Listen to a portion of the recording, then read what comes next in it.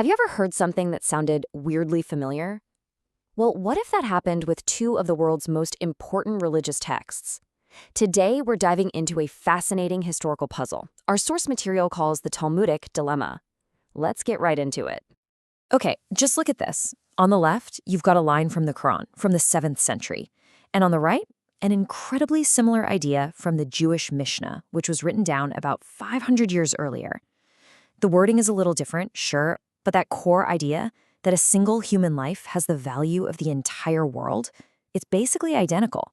And it's this echo across centuries and religions that kicks off a huge and really profound question. So, yeah, how did that happen? This is the big question our source material really digs into.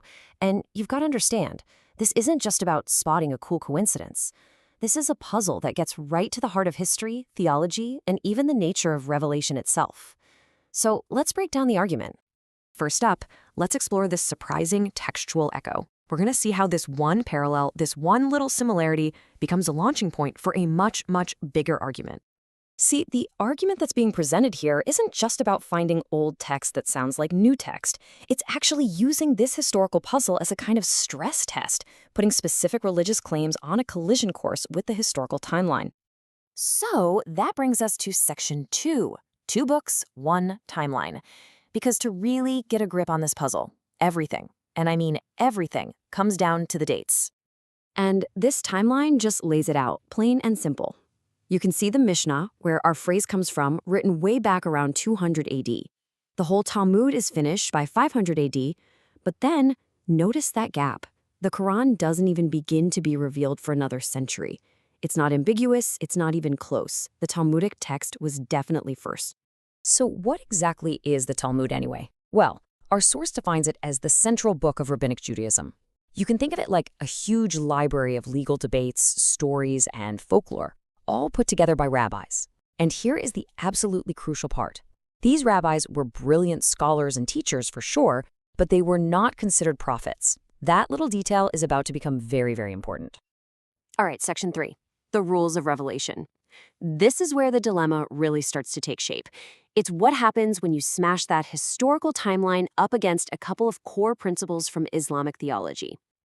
Okay, rule number 1, according to the source, is wahi. That's the Islamic concept for divine revelation. And in Islamic theology, this direct line to God is, well, it's a closed channel. It's only open to prophets. And remember who wrote the Talmud? Yep, rabbis, not prophets. And then there's rule number 2, the fatra, which means the interval. Islamic tradition teaches that for about 600 years, the time between Jesus and Muhammad, there were just no prophets. A prophetic void. Now think back to that timeline. The Talmud was written and compiled smack dab in the middle of this period. And there's one last piece to this puzzle. The source points out that during this exact same period, the Quran itself describes the Jewish communities, the very ones whose rabbis were writing the Talmud, as having strayed from God's path, and even accuses them of changing their scriptures.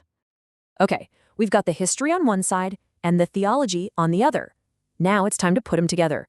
Welcome to section 4, the Talmudic dilemma. And here it is. This is the dilemma the source material lays out. If a divine truth in the Quran first showed up in the Talmud, you're left with 2 options. Option A, you have to believe God gave divine revelation to non-prophetic rabbis during a time when there were supposedly no prophets. That goes against the rules of wahi and fatra.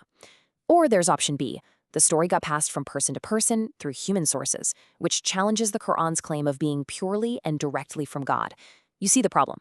Either the theology gets stretched or the claim of divine origin gets challenged. And the thing is, the source argues this isn't just a one-time thing, it's a pattern. You take these other stories from the Quran, like Abraham smashing idols or Cain learning how to bury his brother from a raven. The details of those stories, they're not actually in the Bible, but guess where you can find them? In earlier Jewish rabbinic texts, just like the ones you see here. All right, section 5, connecting the dots. So what are the ripple effects here? What happens when you follow this dilemma to its logical conclusions? Well, the source argues it brings up a whole bunch of other tricky questions. The way the source presents it, this one dilemma creates a whole cascade of theological hurdles. First, it challenges the Quran's claim to be totally unique. Then it complicates the idea that since Muhammad was illiterate, he couldn't have copied anything. And maybe most pointedly, it creates a real contradiction. Why would a divine text borrow from a source that it itself calls corrupted? Now, of course, there are theological answers and rebuttals to all of this. The source lays out a few common ones, along with their counter-arguments. For example, some say both texts just draw from the same ancient divine well of truth. But the counter-argument is, well, that seems to contradict the claim that the Jewish scriptures were corrupted. The defense that Muhammad was illiterate is met with the point that stories, especially in an oral culture, travel by word of mouth. You don't need to read to hear a story. So if we set aside divine intervention for a moment, how could these stories have traveled?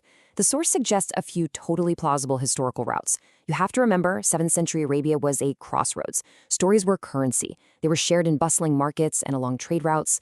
They could have been passed along by literate individuals or by people who converted. And of course, there was direct contact with Jewish tribes right there in Medina. In a culture that lived and breathed oral storytelling, this kind of exchange would have been completely normal. And that's where the source material leaves us, with this question.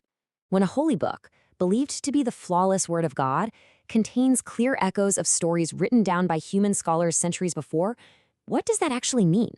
It forces us to ask some really tough questions that sit right at the crossroads of faith and history. Is that ancient echo just a coincidence? Is it a contradiction? Or is it maybe evidence of a deep, complicated conversation between cultures that's been happening for thousands of years?